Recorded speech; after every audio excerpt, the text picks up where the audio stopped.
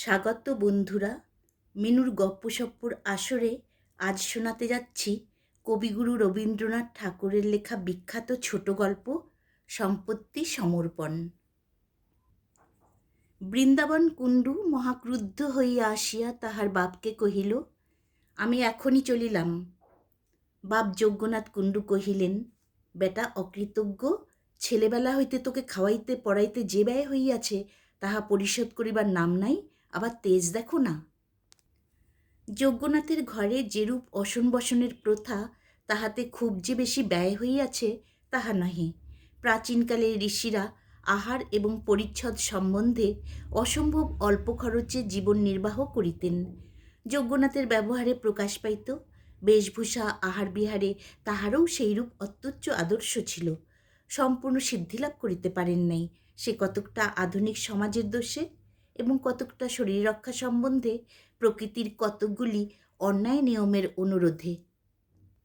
ছেলে যতদিন অবিবাহিত ছিল সহিয়াছিল, কিন্তু বিবাহের পর হইতে খাওয়া পড়া সম্বন্ধে বাপের অত্যন্ত বিশুদ্ধ আদর্শের সহিত ছেলের আদর্শের অনৈক্য হইতে লাগিল।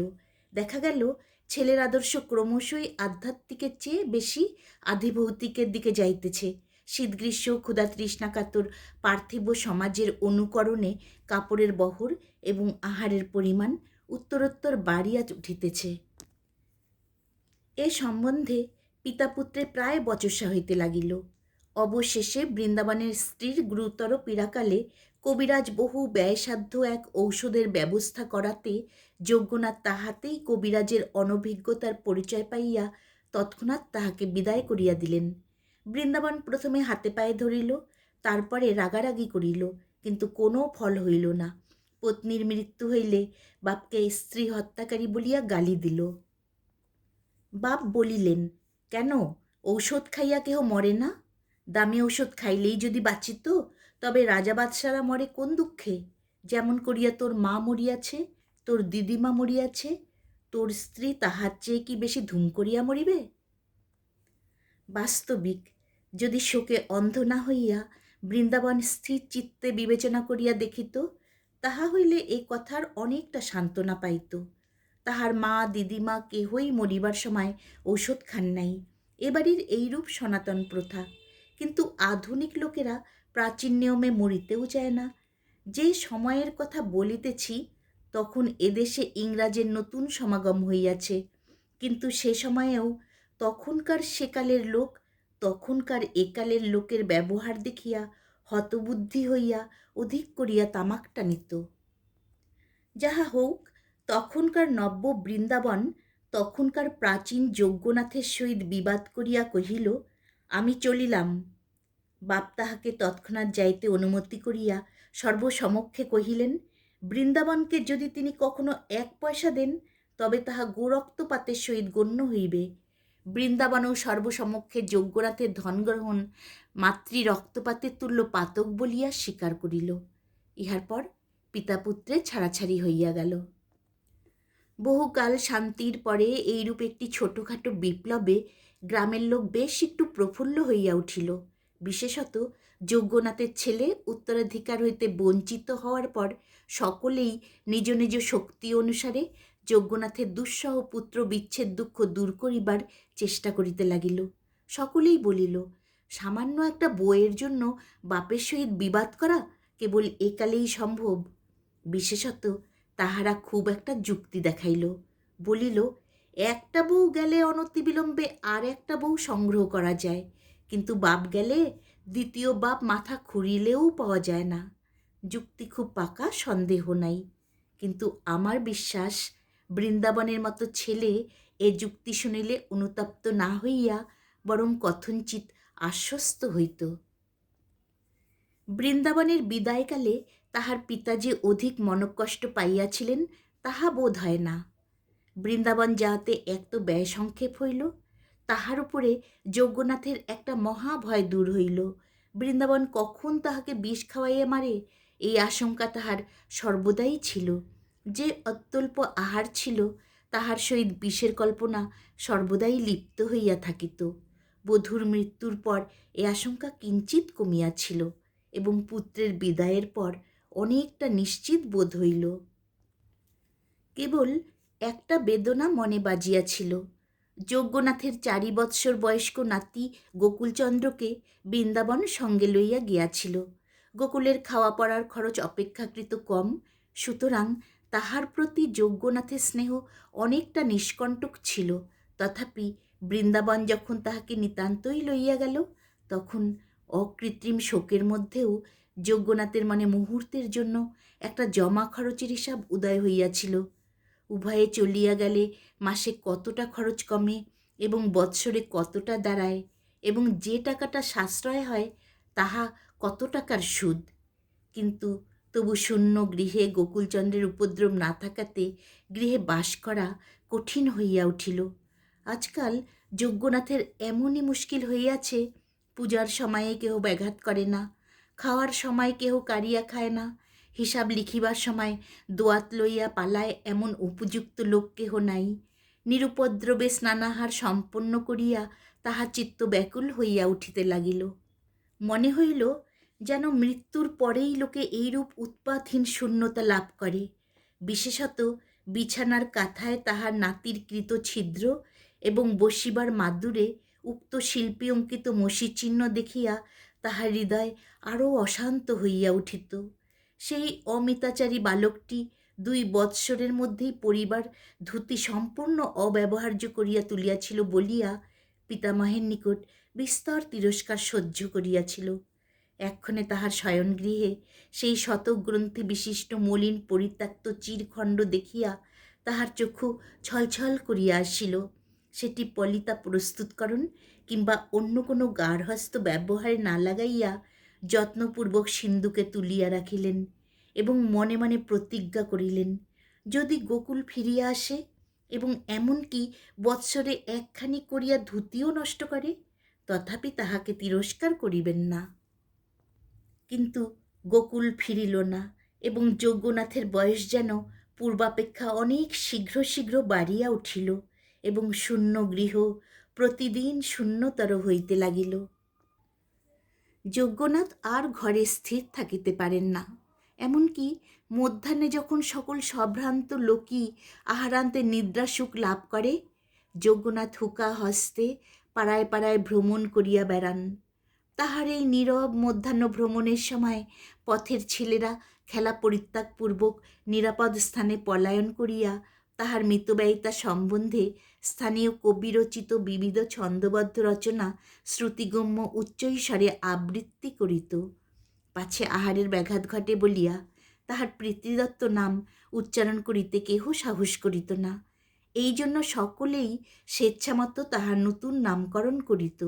বুড়োরা তাহাকে যজ্ঞনাশ বলিতেন, কিন্তু ছেলেরা কেন যে তাহাকে চামচিকে বলিয়া ডাকিত তাহার স্পষ্ট কারণ পাওয়া যায় না।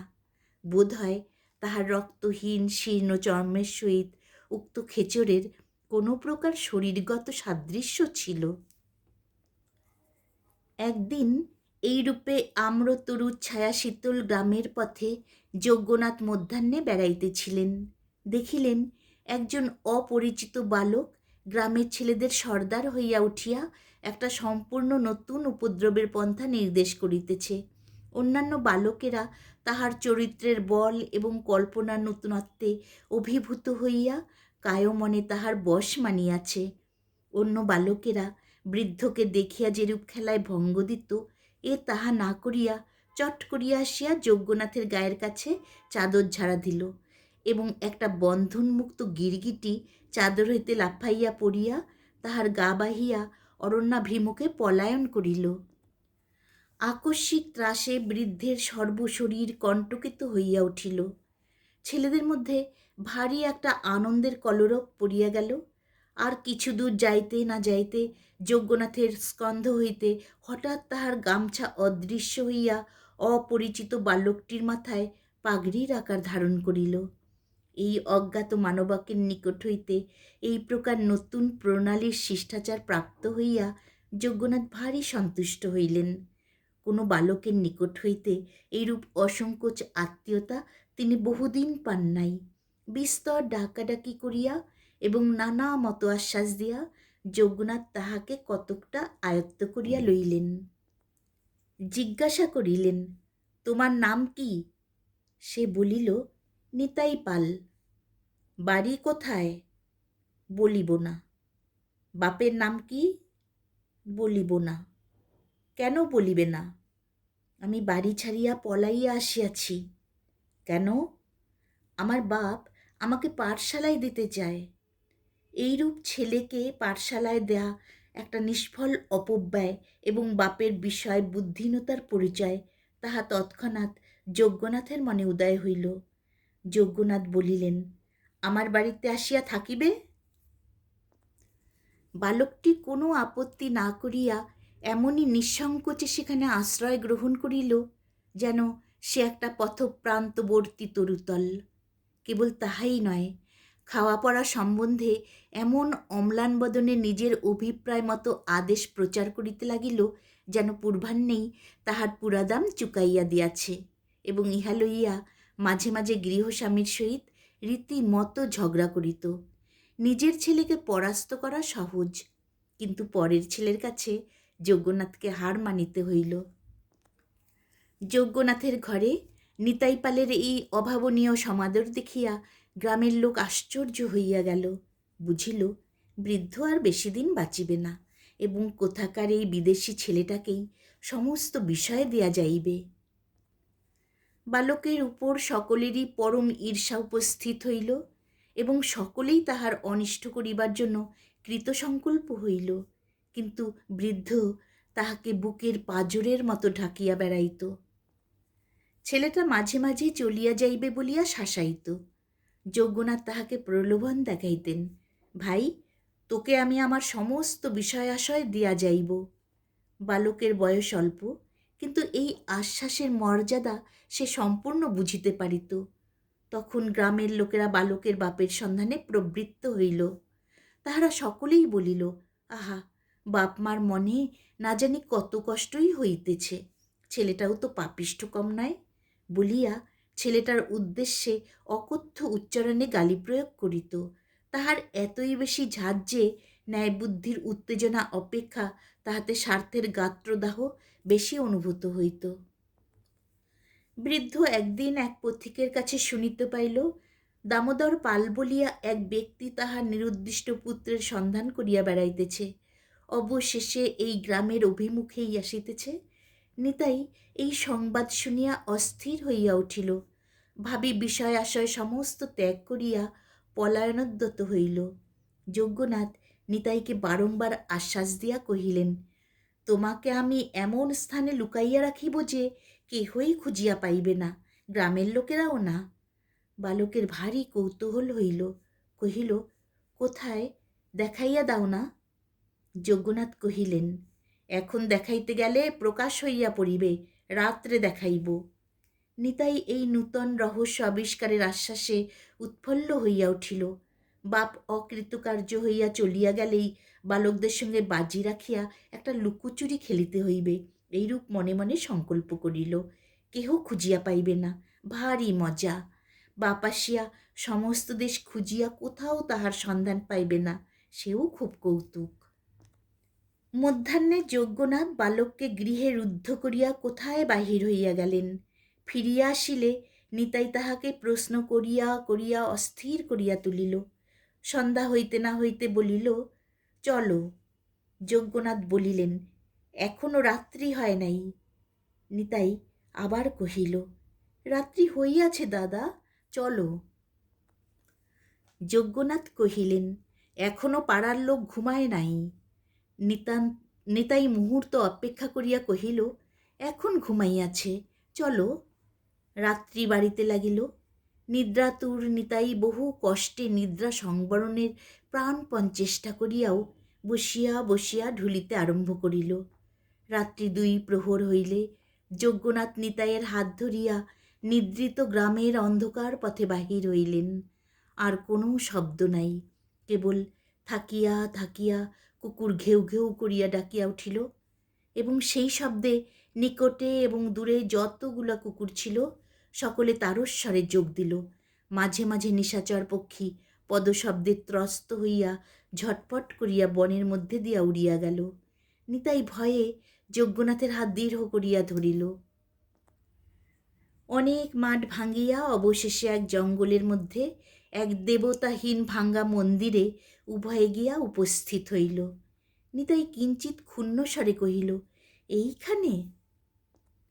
যেরূপ মনে করিয়াছিল সেরূপ কিছুই নয়, ইহার মধ্যে তেমন রহস্য নাই। পিতৃগৃহ ত্যাগের পর এমন পোড়ো মন্দিরে তাহাকে মাঝে মাঝে রাত্রিযাপন করিতে হইয়াছে। স্থানটা যদিও লুকোচুরি খেলার পক্ষে মন্দ নয়, কিন্তু তবু এখান হইতে সন্ধান করিয়া বাহির করা নিতান্ত অসম্ভব নয়। যজ্ঞনাথ মন্দিরের মধ্য হইতে একখণ্ড পাথর উঠাইয়া ফেলিলেন। বালক দেখিল নিম্নে একটা ঘরের মতো, এবং সেখানে প্রদীপ জ্বলিতেছে। দেখিয়া অত্যন্ত বিস্ময় এবং কৌতূহল হইল, সেই সঙ্গে ভয়ও করিতে লাগিল। একটি মই বাহিয়া যজ্ঞনাথ নামিয়া গেলেন। তাহার পশ্চাতে নিতাইও ভয়ে ভয়ে নামিল। নিচে গিয়া দেখিল চারিদিকে পিতলের কলস, মধ্যে একটি আসন এবং তার সম্মুখে সিঁদুর, চন্দন, ফুলের মালা, পূজার উপকরণ। বালক কৌতূহল নিবৃত্তি করিতে গিয়া দেখিল ঘড়ায় কেবল টাকা এবং মোহর। যজ্ঞনাথ কহিলেন, নিতাই, আমি বলিয়াছিলাম আমার সমস্ত টাকা তোমাকে দিব, আমার অধিক কিছু নাই, সবে এই কটিমাত্র ঘড়া আমার সম্বল। আজ আমি ইহার সমস্তই তোমার হাতে দিব। বালক লাফাইয়া উঠিয়া কহিল, সমস্তই? ইহার একটি টাকাও তুমি লইবে না? যদি লই তবে আমার হাতে যেন কুষ্ঠ হয়। কিন্তু একটা কথা আছে, যদি কখনো আমার নিরুদ্দেশ নাতি গোকুলচন্দ্র কিংবা তাহার ছেলে কিংবা তাহার পৌত্র কিংবা তাহার প্রপৌত্র কিংবা তাহার বংশের কেহ আসে, তবে তাহার কিংবা তাহাদের হাতে এই সমস্ত টাকা গনিয়া দিতে হইবে। বালক মনে করিল যজ্ঞনাথ পাগল হইয়াছে, তৎক্ষণাৎ স্বীকার করিল, আচ্ছা। যজ্ঞনাথ কহিলেন, তবে এই আসনে বইস। কেন? তোমার পূজা হইবে। কেন? এইরূপ নিয়ম। বালক আসনে বসিল। যজ্ঞনাথ তাহার কপালে চন্দন দিলেন, সিঁদুরের টিপ দিয়া গলায় মালা দিলেন, সম্মুখে বসিয়া বিড়বিড় করিয়া মন্ত্র পড়িতে লাগিলেন। দেবতা হইয়া বসিয়া মন্ত্র শুনিতে নিতাইয়ের ভয় করিতে লাগিল। ডাকিল, দাদা। যজ্ঞনাথ কোনো উত্তর না করিয়া মন্ত্র পড়িয়া গেলেন। অবশেষে এক একটি ঘড়া বহু কষ্টে টানিয়া বালকের সম্মুখে স্থাপিত করিয়া উৎসর্গ করিলেন এবং প্রত্যেকবার বলাইয়া লইলেন, যুধিষ্ঠির কুণ্ডের পুত্র গদাধর কুণ্ডু, তস্য পুত্র প্রাণকৃষ্ণ কুণ্ডু, তস্য পুত্র পরমানন্দ কুণ্ডু, তস্য পুত্র যজ্ঞনাথ কুণ্ডু, তস্য পুত্র বৃন্দাবন কুণ্ডু, তস্য পুত্র গোকুলচন্দ্র কুণ্ডুকে, অথবা তাহার পুত্র অথবা পৌত্র অথবা প্রপৌত্রকে কিংবা তাহার বংশের ন্যায্য উত্তরাধিকারীকে এই সমস্ত টাকা গনিয়া দিব। এইরূপ বারবার আবৃত্তি করিতে করিতে ছেলেটা হতবুদ্ধির মতো হইয়া আসিল, তাহার জিহ্বা ক্রমে জড়াইয়া আসিল। যখন অনুষ্ঠান সমাপ্ত হইয়া গেল, তখন দ্বীপের ধূম ও উভয়ের নিঃশ্বাসবায়ুতে সেই ক্ষুদ্র গহ্বর বাষ্পাচ্ছন্ন হইয়া আসিল। বালকের তালু শুষ্ক হইয়া গেল, হাত পা জ্বালা করিতে লাগিল, শ্বাসরোধ হইবার উপক্রম হইল। প্রদীপ ম্লান হইয়া হঠাৎ নিবিয়া গেল। অন্ধকারে বালক অনুভব করিল যজ্ঞনাথ মই বাহিয়া উপরে উঠিতেছে। ব্যাকুল হইয়া কহিল, দাদা, কোথায় যাও? যজ্ঞনাথ কহিলেন, আমি চলিলাম, তুই এখানে থাক, তোকে আর কেহই খুঁজিয়া পাইবে না। কিন্তু মনে রাখিস, যজ্ঞনাথের পৌত্র বৃন্দাবনের পুত্র গোকুলচন্দ্র। বলিয়া উপরে উঠিয়াই মই তুলিয়া লইলেন। বালক রুদ্ধশ্বাস কণ্ঠ হইতে বহু কষ্টে বলিল, দাদা, আমি বাবার কাছে যাব। যজ্ঞনাথ ছিদ্র মুখে পাথর চাপা দিলেন এবং কান পাতিয়া শুনিলেন। নিতাই আর একবার রুদ্ধ কণ্ঠে ডাকিল, বাবা। তারপরে একটা পতনের শব্দ হইল, তারপরে আর কোনো শব্দ হইল না। যজ্ঞনাথ এই রূপে যক্ষের হস্তে ধন সমর্পণ করিয়া সেই প্রস্তর খণ্ডের উপর মাটি চাপা দিতে লাগিলেন। তাহার উপর ভাঙা মন্দিরের ইট বালি স্তূপাকার করিলেন, তাহার উপর ঘাসের চাপড়া বসাইলেন, বনের গুল্ম রোপণ করিলেন। রাত্রি প্রায় শেষ হইয়া আসিল, কিন্তু কিছুতেই সে স্থান হইতে নড়িতে পারিলেন না। থাকিয়া থাকিয়া কেবলই মাটিতে কান পাতিয়া শুনিতে লাগিলেন। মনে হইতে লাগিল যেন অনেক দূর হইতে পৃথিবীর অতল স্পর্শ হইতে একটা ক্রন্দন ধ্বনি উঠিতেছে। মনে হইল যেন রাত্রির আকাশ সেই একমাত্র শব্দে পরিপূর্ণ হইয়া উঠিতেছে। পৃথিবীর সমস্ত নিদ্রিত লোক যেন সেই শব্দে শয্যার উপরে জাগিয়া উঠিয়া কান পাতিয়া বসিয়া আছে। বৃদ্ধ অস্থির হইয়া কেবলই মাটির উপরে মাটি চাপাইতেছে, যেন এমনি করিয়া কোনো মতে পৃথিবীর মুখ চাপা দিতে চাহে। ওই কে ডাকে, বাবা? বৃদ্ধ মাটিতে আঘাত করিয়া বলে, চুপ কর, সবাই শুনিতে পাইবে। আবার কে ডাকে, বাবা? দেখিল রৌদ্র উঠিয়াছে। ভয়ে মন্দির ছাড়িয়া মাঠে বাহির হইয়া পড়িল। সেখানেও কে ডাকিল, বাবা? যজ্ঞনাথ সচকিত হইয়া পিছন ফিরিয়া দেখিলেন বৃন্দাবন। বৃন্দাবন কহিল, বাবা, সন্ধান পাইলাম আমার ছেলে তোমার ঘরে লুকাইয়া আছে, তাহাকে দাও। বৃদ্ধ চোখ মুখ বিকৃত করিয়া বৃন্দাবনের উপর ঝুঁকিয়া পড়িয়া বলিল, তোর ছেলে? বৃন্দাবন কহিল, হ্যাঁ, গোকুল, এখন তাহার নাম নিতাই পাল, আমার নাম দামোদর। কাছাকাছি সর্বত্রই তোমার খ্যাতি আছে, সেই জন্য আমরা লজ্জায় নাম পরিবর্তন করিয়াছি, নহিলে কেহ আমাদের নাম উচ্চারণ করিত না। বৃদ্ধ 10 অঙ্গুলি দ্বারা আকাশ হাতড়াইতে হাতড়াইতে যেন বাতাস আকড়িয়া ধরিবার চেষ্টা করিয়া ভূতলে পড়িয়া গেল। চেতনা লাভ করিয়া যজ্ঞনাথ বৃন্দাবনকে মন্দিরে টানিয়া লইয়া গেলেন। কহিলেন, কান্না শুনিতে পাইতেছ? বৃন্দাবন কহিল, না।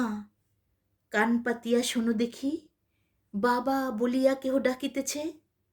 বৃন্দাবন কহিল, না। বৃদ্ধ তখন যেন ভারী নিশ্চিন্ত হইল। তাহার পর বৃদ্ধ সকলকে জিজ্ঞাসা করিয়া বেড়ায়, কান্না শুনিতে পাইতেছ? পাগলামির কথা শুনিয়া সকলেই হাসে। অবশেষে বৎসর 4 পরে বৃদ্ধের মৃত্যুর দিন উপস্থিত হইল। যখন চোখের উপর হইতে জগতের আলো নিবিয়া আসিল এবং শ্বাসরুদ্ধ প্রায় হইল, তখন বিকারের বেগে সহসা উঠিয়া বসিল। একবার 2 হস্তে চারিদিক হাতড়াইয়া মুমূর্ষু কহিল, নিতাই, আমার মইটা কে উঠিয়ে নিলে? সেই বায়ুহীন আলোকহীন মহাগহ্বর হইতে উঠিবার মই খুঁজিয়া না পাইয়া আবার সে ধূপ করিয়া বিছানায় পড়িয়া গেল। সংসারের লুকোচুরি খেলায় যেখানে কাহাকেও খুঁজিয়া পাওয়া যায় না, সেইখানে অন্তর্হিত হইল।